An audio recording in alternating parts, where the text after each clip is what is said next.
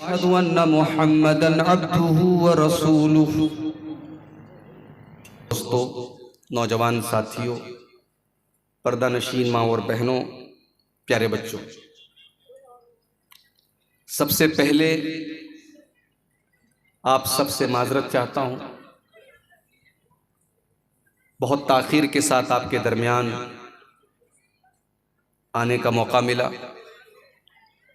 बनारस से जिस ट्रेन से मैं चला तकरीबन वो 5 घंटे लेट हो गई और 1 बजे रात में वो कटिहार पहुंची, जिस ट्रेन को 8 बजे शाम को पहुंचना था।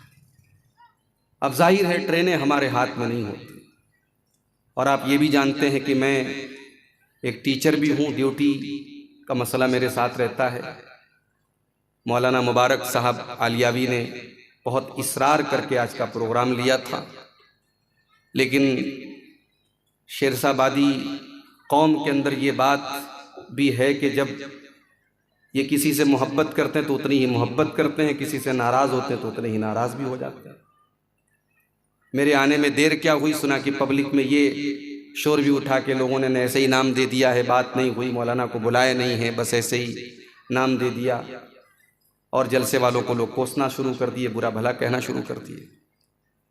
जबकि मैं ट्रेन पर हूँ, ट्रेन आ रही है, लाइव स्टेटस कोई भी देख सकता है। जाहिर है ट्रेन कटिहार आएगी तभी तो मैं इस गांव में आऊँगा। तो हमें और आपको जल्दबाजी नहीं करनी चाहिए, सोच समझ करके कोई बात बोलनी चाहिए। बहरहाल रात के तकरीबन 2 बज रहे हैं, 2:15 बज रहे हैं। अब जो जलसों का माहौल धीरे धीरे बन रहा है, 12 बजे के बाद अब लोगों के ऊपर जब नींद का गलबा होने लगता है, लोग वापस जाने लगते हैं। फिर भी अच्छी खासी तादाद में आप हजरात बैठे हैं। जब सामने पब्लिक होती है, सुनने वाले होते हैं, तो बोलने वाले का भी जज्बा बढ़ता है, उसे बोलने में अच्छा लगता है। मैं आप सबका शुक्रगुजार हूँ कि आप रात के इस आखिरी वक्त तक बैठे हैं। इंशाअल्लाह कुछ बातें आप यहाँ से लेकर के जाएंगे। अल्लाह से दुआ कीजिए जो भी बातें कुरान और सुन्नत की रोशनी में हम सब सुने, अल्लाह तबारक व तआला बोलने वाले को, सुनने वालों को, सबको अमल की तौफीक अता फरमाए, आमीन। मेरे भाइयों, जैसे जैसे ज़माना आगे बढ़ रहा है, हम सब अच्छी तरीके से जानते हैं कि क़यामत करीब आ रही है। अल्लाह के नबी सल्लल्लाहु अलैहि वसल्लम के आने के बाद अब दुनिया की उम्र अब अपने आखिरी पड़ाव पर है। अल्लाह के नबी का दुनिया में आना ये खुद क़यामत की एक निशानी है। अल्लाह के नबी ने खुद फरमाया, वो इस तो आना व साअतु कहातैन। आपने अपनी दोनों उंगलियों से इशारा करके फरमाया कि जैसे ये दोनों उंगलियां एक दूसरे के साथ अटैच्ड हैं, जुड़ी हुई हैं, मैं और क़यामत भी जुड़े हुए हैं। मेरे बाद क़यामत बहुत जल्दी आएगी, और जब क़यामत जल्दी आएगी तो क़यामत की जो निशानियां हैं वो एक एक करके आपके और हमारे सामने नजर आ रही है। क़यामत की उन्हीं निशानियों में से एक निशानी जनाब मुहम्मदुर रसूलुल्लाह सल्लल्लाहु अलैहि वसल्लम ने यह भी बयान फरमाई है कि फितने बहुत ज्यादा पैदा हो। फितना, पता नहीं आप फितने का मतलब समझते हैं क्या? फितना किसको कहते हैं? फितना कहते हैं उस चीज को जो हमारे और आपके दीन के लिए, ईमान के लिए खतरा हो, और उस चीज से बचना बहुत मुश्किल, उसको कहते हैं फितना। कभी आप सोनार के पास जाइए, मेरी माएं बहनें तो जाती होंगी, अपने सोने का कोई जेवर आप दे दीजिए सोनार को। सोनार क्या करेगा? उसको भट्टी में तपाएगा, और जब भट्टी में तपाएगा तो उस सोने के ऊपर जो मैल कुचैल है, सोने के अलावा जो और मटेरियल है, वो गल जाएगा, और उसके बाद जो प्योर गोल्ड होगा, जो शुद्ध सोना होगा, जो असली सोना होगा, वो बचेगा। तो इस प्रोसेस को अरबी जबान में फितना कहते हैं। फितना क्यों होता है? हमें और आपको परखने के लिए होता है कि हमारा ईमान कितना मजबूत है, हमारा दीन कितना मजबूत है। अल्लाह के नबी जनाब मोहम्मद रसूलुल्लाह सल्लल्लाहु अलैहि वसल्लम एक मर्तबा मदीना के एक पहाड़ के ऊपर चढ़ते हैं। बारिश का मौसम है, बारिश हो रही थी। आपने फरमाया इन्नी अरल फितना खिलाल बुयूतिकुम कमा वाक़िल क़त्री। ऐ मेरे सहाबा, जिस तरीके से ये बारिश हो रही है और बारिश के कतरे तुम्हारे घरों के अंदर जा रहे हैं, तुम चाह करके भी बारिश के कतरों से अपने घरों को नहीं बचा सकते हो। बारिश अगर होगी तो बारिश के कतरे तुम्हारे घरों में जरूर जाएंगे। इन्नी लअरल फितना खिलाल बुयूतिकुम। ऐ मेरे सहाबा, मैं वो दौर भी देख रहा हूँ, वो जमाना भी देख रहा हूँ जब तुम्हारे घरों में बहुत सारे फितने पैदा हो जाएंगे। जिस तरीके से बारिश के कतरे तुम्हारे घरों में जा रहे हैं, तुम्हारे घरों में फितने भी पैदा होंगे और उन फितनों से अपने आप को बचाना बहुत मुश्किल है। इतने खतरनाक किस्म के फितने पैदा होंगे कि ईमान की वैलिडिटी, ईमान के बचाने का टाइम 12 घंटे भी नहीं होगा। 12 घंटे भी किसी के ईमान की गारंटी नहीं होगी। अल्लाह के प्यारे नबी फरमाते हैं, सही मुस्लिम की रिवायत है, बादिरू बिल आमाल फितनन का क़ितइल लैलिल मुज़लिम। ओ मेरी उम्मत के लोगों, अमल करने में जल्दी करो, अमल करने में लेट न करो, ताखीर न करो, देर न करो। बादिरू बिल आमाल, नेकी के कामों में आगे आगे रहा करो, जल्दी किया करो, इसलिए कि बहुत बड़े बड़े फितने आने वाले हैं। इतने सारे फितने पैदा होंगे कक़ितइल लैलिल मुज़लिम, जैसे अंधेरी रात के ऊपर सिर्फ अंधेरे ही अंधेरे नजर आते हैं। पूरे आसमान में सिर्फ अंधेरे नजर आते हैं, अंधेरे के टुकड़े नजर आते हैं। इतने फितने पैदा होंगे, तुम्हें सच्चा रास्ता नजर नहीं आएगा, तुम्हें ईमान का रास्ता नजर नहीं आएगा। युस्बिहुर रजुलु मुमिनन व युमसी काफिरा। सुबह को एक इंसान मुसलमान होगा, शाम होते होते काफिर हो जाएगा। वयुमसी मोमिन वयुस्बिहु काफिरा, शाम को मोमिन होगा, सुबह को काफिर हो जाएगा। शाम से सुबह तक और सुबह से शाम तक ईमान बच जाएगा, इसकी गारंटी नहीं होगी। क्यों होगा ऐसा? क्या जान का खतरा होगा? क्या बाल बच्चों की जान को खतरा होगा? नहीं। अल्लाह के नबी आगे फरमाते हैं, यबीउ दीनहु बिअरदिन मिनद दुनिया। अपने दीन को, अपने ईमान को दुनिया के चंद टकों के बदले में इंसान बेच डालेगा, अपने ईमान का सौदा कर लेगा, अपने दीन का सौदा कर लेगा। दुनिया की दौलत के बदले वो काफिर हो जाएगा, वो मुर्तद हो जाएगा।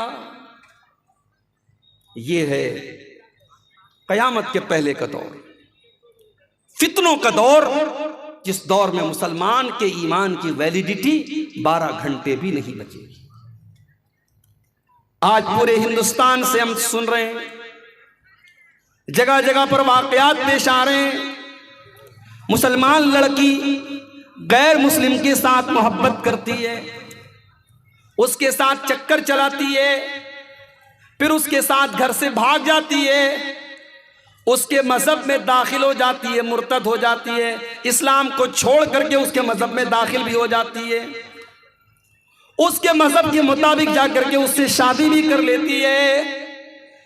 मेरे प्यारे साथियों, आज इस तरीके के वाकयात, पहले कुछ वाकयात हुआ करते थे, फिर सैकड़ों में बदल गए, फिर हजारों में बदल गए, और अब तो लाखों में होने लगे हैं। ये इस दौर का बहुत बड़ा फितना है, फितने इर्तिदाद। मुसलमान का दीन से मुर्तद हो जाना, दीन से पलट जाना, इस्लाम को छोड़ करके किसी और मजहब को कबूल कर लेना, इसको कहते हैं इर्तिदाद। और ये इस दौर के फितनों में बहुत बड़ा फितना है। और आप ये मत समझिए कि ये सिर्फ दिल्ली और मुंबई और कलकत्ता में हो रहा है, कटिहार में भी हो रहा है, पूर्णिया में भी हो रहा है, किशनगंज में भी हो रहा है। ये इलाका, छोटे छोटे बस्तियों और कस्बों में भी ये बीमारी फैल रही है और बड़ी साजिश के साथ और बड़ी गहरी प्लानिंग के साथ आज मुसलमान लड़कियों को खास तौर से टारगेट किया जा रहा है और उनको मुर्तद किया जा रहा है। मेरे प्यारे साथियों, अल्लाह कुरान में फरमाता है वत्तकू फितनतन ला तुसीबन्नल्लज़ीना ज़लमू मिनकुम खास्सा। मेरे बंदो, जब फितना आएगा तो सिर्फ खास खास लोगों के घर में नहीं आएगा। जब फितना आएगा तो नमाजी के घर भी आएगा, तहज्जुद पढ़ने वाले के घर भी आएगा, दाढ़ी रखने वाले के घर पर भी आएगा। जब फितनों का दौर आएगा तो फितने अच्छे लोगों के घर में भी आएंगे, बुरे लोगों के घर में भी आएंगे। वत्तकू फितनतन ला तुसीबन्नल्लज़ीना ज़लमू मिनकुम खास्सा। फितनों से बचो, क्योंकि फितने जब आएंगे तो सबको अपनी चपेट में लेंगे, कोई बचने वाला नहीं होगा। इर्तिदाद का फितना इस दौर का बहुत बड़ा फितना है मेरे भाई। और ये बात याद रखो, इस्लाम की जितनी दुश्मन ताकतें हैं उनका एक ही मकसद है कि मुसलमान कैसे मुर्तद हो जाए। वो आपको मिटाना नहीं चाहते, वो चाहते हैं कि आप रहें मगर इस्लाम से दूर रहें। आप या तो इस्लाम से पूरा पूरा निकाल दें या सिर्फ नाम के मुसलमान रहें, हरकतें सारी आपकी जो है कुफ्र वाली हो, शिरक वाली हो, आपको अमलन वो मुर्तद और काफिर बना दे, मुशरिक बना दे। यही उनका प्लान है। इसीलिए अल्लाह कुरान के पहले पारे में कहता है वलन तरदा अनकल यहूद वलन नसारा हत्ता तत्तबिया मिल्लतहुम। ऐ नबी, ये यहूदी आपसे कभी खुश नहीं हो सकते, ये ईसाई कभी आपसे खुश नहीं हो सकते जब तक आप उनके तरीके की पैरवी न करेंगे, जब तक आप इस्लाम को छोड़ करके, शरीयत को छोड़ करके उनको फॉलो न करने लगेंगे। जब तक आप इस्लाम को छोड़ नहीं देंगे वो हार मानने वाले नहीं हैं। उनकी एक ही प्लानिंग है कि कैसे हमें और आपको मुर्तद बना दें। कुरान के दूसरे पारे में अल्लाह फरमाता है वला यज़ालून युकातिलूनकुम हत्ता यरुद्दूकुम अन दीनिकुम। ओ लोगो, ये काफिर तुमसे लड़ाई करते रहेंगे, ये तुमसे जंग करते रहेंगे जब तक ये तुमको मुर्तद न बना दें, जब तक ये तुमको इस्लाम से न निकाल दें। और आगे अल्लाह ने बड़ी खतरनाक वार्निंग दी वमन यर्तदिद मिनकुम अन दीनिही फयमुत वहुवा काफिरुन फउलाइका हबितत अमालुहुम फिद दुनिया वल आखिरा। जो इंसान मुर्तद हो जाए, इस्लाम को छोड़ दे, ईमान से निकल जाए और उसी हालत में उसका इंतकाल हो जाए, उसकी मौत हो जाए, उसकी कोई नेकी उसके काम आने वाली नहीं है। मुर्तद हो गया, सारी नेकियां बर्बाद, हज बर्बाद, उम्रे बर्बाद, उसकी सारी नेकियां बर्बाद हो जाएंगी, उसकी कोई नेकी अल्लाह के काम आने वाली नहीं। वउलाइका अस्हाबुन नार हुम फिहा खालिदून। जो मुर्तद हो जाए और उसी हालत में उसकी मौत हो जाए तो वो हमेशा हमेशा जहन्नम में रहेगा, वो कभी जहन्नम से निकलने वाला नहीं है। यह है इर्तिदाद। और आप जानते हैं अल्लाह के नबी ने एक हदीस में नक्शा खींचा है मुसलमानों की हालत का, और ऐसा नक्शा खींचा है अल्लाह के नबी सल्लल्लाहु अलैहि वसल्लम ने, ऐसा लग रहा है कि अल्लाह के नबी देख रहे हैं कि मुसलमानों के साथ क्या होने वाला है। अबू दाऊद की रिवायत है, अल्लाह के नबी फरमाते हैं यूशिकुल उमम अन तदा अलैकुम कमा तदा लकलतु इला कसातिहा। वो जमाना बहुत करीब आने वाला है जब दुनिया की सारी कौमें तुम पर टूट पड़ेंगी। जिस तरीके से दस्तरखान पर लोग लाइन लगा के खाते हैं, कुछ लोग दस्तरखान पे खा रहे हैं, कुछ लोग वेटिंग में खड़े हैं और खाने वाले के जल्दी जल्दी खा रहे हैं कि हम खा ले तो तुम आके खा लो। ऐ मुसलमानों, तुम्हें मारने के लिए, तुम्हें जलील करने के लिए, तुम्हें रुसवा करने के लिए दुनिया की सारी कौमें टूट पड़ेंगी, वो आपस में कंपटीशन करेंगी, मुकाबला करेंगी। कोई दोस्त नहीं है तुम्हारा, सब दुश्मन हो जाएंगे तुम्हारे। सहाबा ने पूछा है अल्लाह के नबी, क्या उस वक्त हमारी तादाद कम हो, हमारी संख्या कम हो? आपने फरमाया नहीं, बल अंतुम यौमइज़िन कसीर, तादाद बहुत होगी। आज मुसलमान दुनिया में अरबों की तादाद में, तादाद कम नहीं है। वलाकिन्नकुम गुसाउन का गुसाइस सैल, लेकिन तुम पानी के ऊपर जो झाग होता है, जो सैलाब के ऊपर जो बुलबुले होते हैं, जो झाग होते हैं, तुम झाग की तरह हो जाओगे। झाग, बुलबुला जिसकी कोई वैल्यू नहीं होती, कोई हैसियत नहीं होती, मुसलमानों तुम उस तरीके से हो जाओ। अल्लाह तबारक व तआला दुश्मनों के दिलों से तुम्हारे रोब व दबदबा को, तुम्हारे डर को, तुम्हारे भय को निकाल देगा और तुम्हारे दिलों में अल्लाह तबारक व तआला कमजोरी डाल देगा, वहन डाल देगा। सहाबा ने पूछा, अल्लाह के नबी कौन सी कमजोरी डाल देगा? आपने फरमाया, हुब्बुद दुनिया व कराहियतुल मौत, तुम्हें दुनिया से बहुत प्यार हो जाएगा, दुनिया से बहुत मोहब्बत हो जाएगी और मौत से बहुत ज्यादा कराहियत करने लगोगे। मौत तुम्हें नापसंद हो जाएगी और दुनिया बहुत महबूब हो जाएगी। ये बहुत बड़ी बीमारी है जो अल्लाह तुम्हारे दिलों में डाल देगा। आज आप गौर कीजिए मेरे भाई, यानी आज वो हालात हैं कि हमें अपनी कौम की लड़कियों को यह बताना पड़ रहा है कि इस्लाम बहुत अच्छा दीन है, तुम इस्लाम को छोड़ के मत जाओ, तुम मुर्तद मत हो। हमें आज अपनी कौम की बेटियों को यह बताना पड़ रहा है। क्या इससे बढ़ के शर्म की कोई बात हो सकती है मेरे भाई? पूरी तारीख में शायद ऐसा दौर कभी ना आया हो जो दौर आज हम और आप देख रहे हैं। मुसलमान घर की लड़की, नकाब पहन के निकलने वाली लड़की, आपके बिहार और बंगाल में तो नकाब का रिवाज कम है, यूपी के अंदर, महाराष्ट्र के अंदर, साउथ के अंदर तो बहुत नकाब चलता है। घर से लड़की सर से पैर तक नकाब में निकल रही है और बाहर अपने बॉयफ्रेंड के साथ, गैर मुस्लिम बॉयफ्रेंड के साथ वो होटल में पकड़ी जाती है।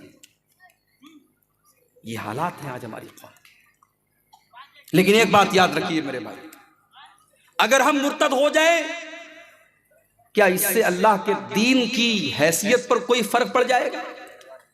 क्या इस्लाम का कुछ बिगड़ेगा? क्या नौजुबिल्लाह अल्लाह का कुछ बिगड़ेगा? नहीं, अल्लाह का कुछ नहीं बिगड़ेगा, इस्लाम का कुछ नहीं बिगड़ेगा। अरे हम सब मिल करके अल्लाह की इबादत करें, न तो अल्लाह का कोई फायदा कर सकते हैं और न सब काफिर हो जाए, मुशरिक हो जाए, अल्लाह का कुछ बिगाड़ सकते हैं। हदीस कुदसी के अल्फाज हैं, अल्लाह के नबी फरमाते हैं कि अल्लाह ताला कहता है, या इबादी लौ अन्ना अव्वलकुम व आखिरकुम व इंसकुम व जिन्नकुम कानू अला अत्का कल्बि रजुलिन वाहिदिन मिनकुम मा ज़ादा फी मुल्की शैया। ऐ मेरे बंदो, सारे के सारे इंसान और सारे के सारे जिन्नात, जितने पहले पैदा हुए, जितने बाद में पैदा हुए, सब के सब अगर मुत्तकी बन जाएं, परहेजगार बन जाएं, अल्लाह से डरने वाले बन जाएं, तब भी मेरी हुकूमत में कोई बढ़ोतरी करने वाले, कोई इजाफा करने वाले, कोई ज्यादती करने वाले नहीं है। और ऐ मेरे बंदो, सारे के सारे इंसान और सारे के सारे जिन्नात, पहले के लोग और बाद के लोग, सबके सब अगर फासिक व फाजिल हो जाएं, अल्लाह के नाफरमान हो जाएं, गुनहगार हो जाएं, मा नक़स मिन मुल्की शैया, मेरी हुकूमत में कोई कमी आने वाली नहीं है, मेरी बादशाहत में कोई कमी आने वाली नहीं है।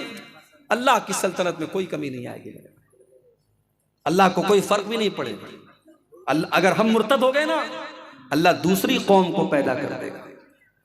अल्लाह ने फरमाया सूरह मायदा की आयत नंबर 54 में, 54 नंबर की आयत में, या अय्युहल्लज़ीना आमनू, ऐ ईमान वालो, मैं यर्तद मिनकुम अन दीनिही, जो तुम में से इस्लाम को छोड़ करके पलट जाएगा, जो मुर्तद हो जाएगा, जो इस्लाम को छोड़ देगा, फसौफा यातिल्लाहु बिकौमिन युहिब्बुहुम व युहिब्बूनहु, अल्लाह ताला ऐसी कौम को पैदा करेगा जिनसे अल्लाह मोहब्बत करेगा और वो भी अल्लाह से मोहब्बत करेंगे। अज़िल्लतिन अलल मोमिनीन अइज़्ज़तिन अलल काफिरीन, वो मोमिनों के ऊपर बड़े नरम होंगे और काफिरों के ऊपर बड़े सख्त होंगे। अल्लाह ऐसी कौम को पैदा करेगा। युजाहिदून फी सबीलिल्लाह, वो अल्लाह की राह में जिहाद करेंगे, वला यखाफून लौमत लाइम, और वो किसी की परवाह नहीं करेंगे, किसी के बुरा भला कहने की, किसी की मलामत करने की परवाह नहीं करेंगे। अगर हम मुर्तद हो गए, अल्लाह को कोई फर्क नहीं पड़ेगा। फर्क पड़ेगा तो हमें पड़ेगा। जो इंसान मुर्तद हो जाएगा वो दीन से भी जाएगा और दुनिया से भी जाएगा। अगर इस्लामी हुकूमत है तो मुर्तद की सजा सजाए मौत है, अल्लाह के नबी फरमाते हैं, सही बुखारी की रिवायत है, मन बद्दल दीनहु फक़्तुलूहु। इस्लामी हुकूमत के अंदर अगर कोई मुसलमान मुर्तद हो जाए, उसकी सजा सजाए मौत है। अब कोई कह सकता है कि साहब आप तो कहते हैं कि इस्लाम में बड़ी आज़ादी है, इस्लाम में राय की आज़ादी, ओपिनियन की आज़ादी, अकीदे की आज़ादी। कहाँ आज़ादी है? इस्लाम तो कह रहा है अगर तुम मुर्तद हो गए तो तुम्हारी गर्दन मार दी जाएगी। इस्लाम तो बड़ा कट्टर दीन है। देखो, आज़ादी की भी एक सीमा होती है। इस्लाम यह कहता है कि अगर आप इस्लामी हुकूमत के अंदर गैर मुस्लिम बन के रहना चाहते, कोई प्रॉब्लम नहीं। इस्लामी हुकूमत के अंदर कोई ईसाई है, कोई यहूदी है, कोई हिंदू है, कोई किसी भी मजहब का मानने वाला है, कोई प्रॉब्लम नहीं। लेकिन हां, इस्लाम यह कहता है कि जब आपने इस्लाम कबूल कर लिया, जब आप इस्लाम के दायरे के अंदर आ गए, तो अब सोच समझ करके आइए। अब आने के बाद आपको रिटर्न जाने की इजाजत नहीं। ये सिक्योरिटी का मसला है। अगर इस्लाम इसको भी आजाद कर देगा तो इस्लाम की सिक्योरिटी, इस्लामी हुकूमत की सिक्योरिटी खतरे में पड़ जाएगी। इसलिए इस्लाम ने यह कहा कि अगर कोई अब किसी मजहब पर चलना चाहता है, आजादी है, ला इकराह फिद्दीन। इस्लाम के अंदर दीन के मामले में कोई जोर जबरदस्ती नहीं है, मगर जब इस्लाम के अंदर आ गए, अब अगर मुर्तद हो गए तो सजाए मौत मिलेगी। इसीलिए अल्लाह के नबी फरमाते हैं, ला यहिल्लु दमु इम्रिइन मुस्लिमिन इल्ला बिइहदा सलास। जो भी मुसलमान एक अल्लाह की गवाही देता है और जनाबे मोहम्मद रसूलुल्लाह सल्लल्लाहु अलैहि वसल्लम की रिसालत की गवाही देता है, उसकी जान लेना जायज़ नहीं है, उसका कत्ल जायज़ नहीं है, उसका खून जायज़ नहीं है, मगर तीन हालतों में मुसलमान का खून जायज़ है। आपने फरमाया अस्सय्यिबुज़्ज़ानी, शादीशुदा मर्द या शादीशुदा औरत अगर ज़िना कर ले, शादीशुदा अगर ज़िना कर ले तो इस्लाम के अंदर सजाए मौत है। दूसरी चीज आपने फरमाया वन नफ्स बिन नफ्स, जान के बदले जान। अगर किसी ने किसी को कत्ल किया है तो बदले में क़िसास में उसको भी कत्ल किया जाएगा। तीसरी चीज वो तारिकु लिदीनिही अल मुफारिकु लिल जमा। इस्लाम के अंदर आने के बाद मुसलमान अगर मुर्तद हो जाए, दीन को छोड़ दे, इस्लाम को छोड़ दे, इस्लामी हुकूमत के अंदर उसकी सजा सजाए मौत है। और ये भी याद रखिए आप कि जो मुर्तद हो जाए वो दुनिया में भी नुकसान उठाएगा। बीवी अगर मुर्तद हो गई, शौहर के साथ रिश्ता खत्म। शौहर मुर्तद हो गया, बीवी के साथ रिश्ता खत्म। बेटा अगर मुर्तद हो गया, बाप की प्रॉपर्टी का वारिस नहीं होगा। कोई भी अगर मुर्तद हो गया, इस्लाम को उसने छोड़ दिया या इस्लामी शरीयत के किसी उसूल का इनकार कर दिया, नमाज का इनकार कर दिया, रोजे का इनकार कर दिया, ज़कात का इनकार कर दिया, हज का इनकार कर दिया, जहन्नम का इनकार कर दिया, जन्नत का इनकार कर दिया, नबियों का किसी भी इस्लाम के प्रिंसिपल का, उसूल का उसने इनकार कर दिया, तो वो मुर्तद हो गया। और ऐसे शख्स की जनाजे की नमाज नहीं पढ़ी जाए। इनकार कर दिया। एक है कि नमाज नहीं पढ़ता था, वो गुनहगार था, काफिर नहीं था, लेकिन नमाज का इनकार करता था, नमाज को मानता ही नहीं था, वो काफिर है, उसकी जनाजे की नमाज नहीं पढ़ी जाएगी। और इतना ही नहीं, उसको मुसलमानों के कब्रिस्तान में दफन भी नहीं किया जाएगा। ये जिल्लत और रुसवाई उसको दुनिया में मिलेगी और आखिरत में जो मिलेगी वो तो मिलेगी। मेरे भाइयों, ये बहुत ही खतरनाक मसला है, इर्तिदाद का मसला। और इस वक्त बड़ी तेजी से इर्तिदाद की लहर आई हुई है।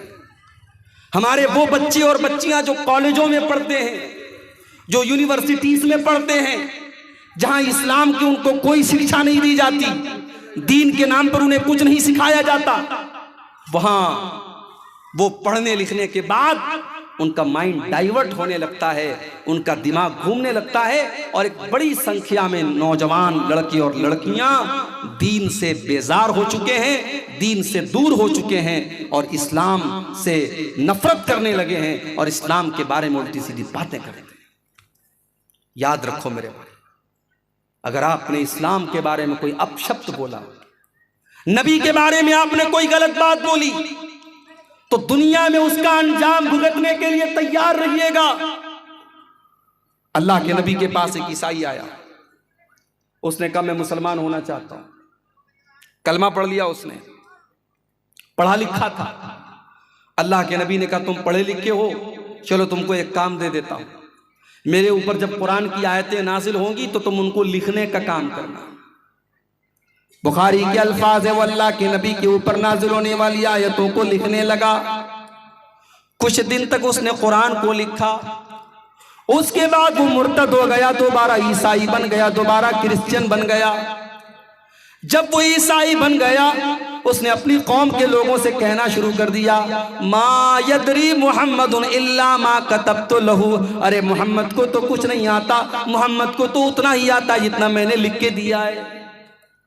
नऊज़ु बिल्लाह। उसने अल्लाह के नबी के ऊपर ये इल्जाम लगाया कि अल्लाह के नबी को कुछ नहीं आता, उतना ही आता है जितना मैंने लिख के दिया है। उसने बार बार ये जुमला अल्लाह के नबी के बारे में कहना शुरू कर दिया।